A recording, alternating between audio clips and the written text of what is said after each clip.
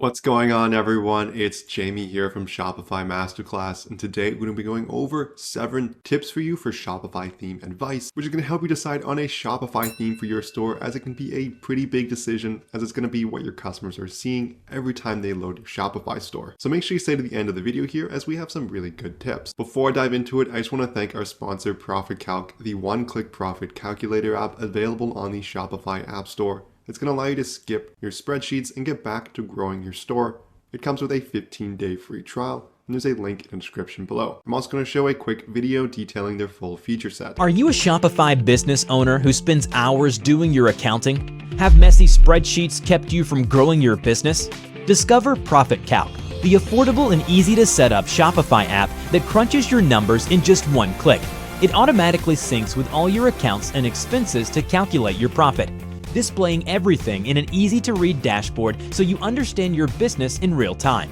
Start for free on the Shopify App Store today. Let's dive into our first tip here today, and that's going to be how much. How much do you want to spend on a Shopify theme? They can be pretty expensive coming out of the gate, and there are a lot of amazing free themes available on Shopify's own theme store. If we take a look at their theme store here, we can see for 100 themes, 9 are being completely free, and they have a lot of really good features built into them. Whereas if you want to go into a paid theme, paying in different ranges here, this one's 210 USD, we can see 320 USD, 350. These are all going to be depending on the style of theme you want to go for and the features. If we head over to Envento Market here, we can see over 1,500 Shopify themes and templates are available for sale. These ones are going to be a little cheaper at around $88, $53, $62. These are all going to depend on what you're looking for in a Shopify theme. But in comparison to completely free, do you really want to be spending $300, especially if your store is brand new and you're just testing things out? The free themes are going to go a long way and have a lot of features that the paid themes ones do. The next tip is going to be customization. How much custom work do you need done?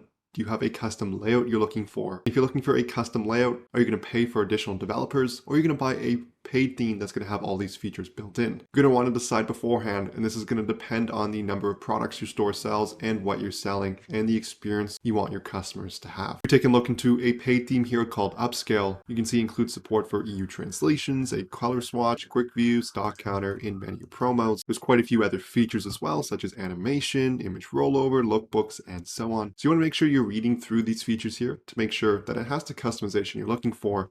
And if you can't find a theme that doesn't, how much do you want to pay? The next one is going to be, what type of store is your Shopify store? What types of products do you sell? How many? What features do you need for these product displays? You want to be considering that before you purchase or download a free Shopify theme. The Shopify theme store does a good job at this. So if you go to this theme is great for drop shippers, high volume stores, for visual storytelling. You can see a theme such as paper is good for high volume stores again, physical stores, quick setup. The Shopify theme store is also going to separate things by industry. So you can see arts and crafts, health and beauty, home and decor. You can see the catalog size, so over 200 products, 1 to 9. You can also filter by features as well, depending on what you're looking for. So this is going to help give you an idea of what theme you want to be picking, as certain themes are built for certain types of catalogs. There are some that are based around a search menu, such as Amazon, where it has really good search filtering and it's really easy to display hundreds, if not thousands of products. Let's go to tip number 4 here, and that's going to be to don't overthink it. You don't spend tens of hours picking a theme for your Shopify store when you could be putting work into writing better product descriptions, getting better images, optimizing your social media ad campaigns, items that are going to contribute to your bottom line. The themes are all very similar. If you look at any Shopify theme, they're going to have a similar layout. They're going to have a header section where you can have your different menu navigation.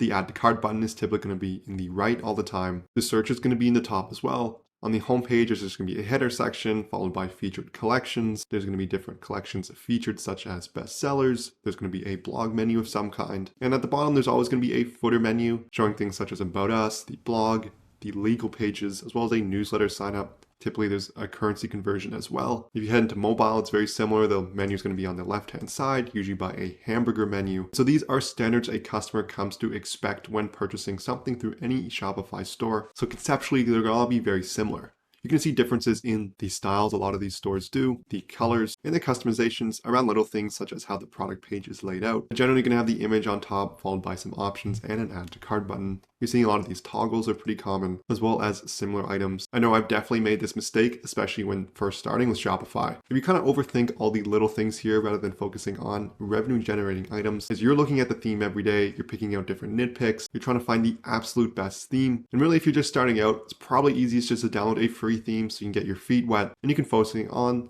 again, those revenue generating items that are contributing to your bottom line. The fifth tip here is going to be to test the speed of the theme. So generally, Shopify does a really good job as ensuring all their themes are extremely fast. But if you're downloading a theme that hasn't been tested, you want to make sure you're testing at least the demo part, or if you get a free trial or something, you can install it to make sure that it is fast. I've downloaded themes that are around the $10 to $20 range. Mind you, this was a few years ago.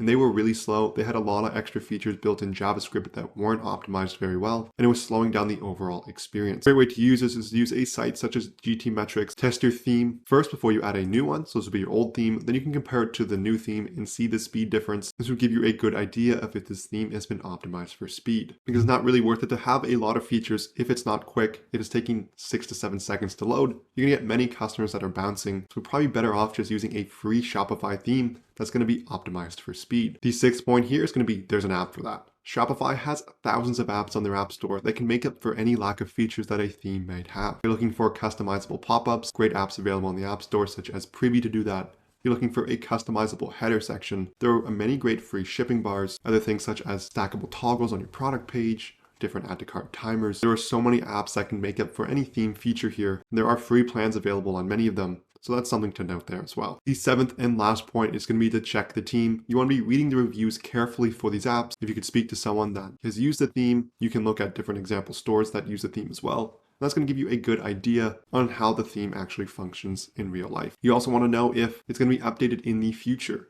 They're going to prepare for Shopify's different theme updates or different website updates in general. Maybe Google's looking for certain things. You want to make sure that the theme is being updated, especially if you're paying on the higher end for a theme price. You want to make sure that it's at least decently future-proof. Also, if you have any customer issues, maybe something's not working in the theme, you want to make sure that you know you can reach out to them and that you're going to actually get a response. So this concludes the video on Shopify theme advice. We went over 7 tips here, ranging from how much you want to pay, to what the theme is like, to also how fast the theme is. If you enjoyed this video, I would love it so much if you hit that like and subscribe button below, as that really helps the channel out there. If you have any questions, leave a comment. And lastly, I want to mention our sponsor Profit Calc again, the one-click profit calculator app available on the Shopify App Store. It comes with a 15-day free trial, and there's a link in the description below. Thank you so much for watching, and I'll see you in our next video.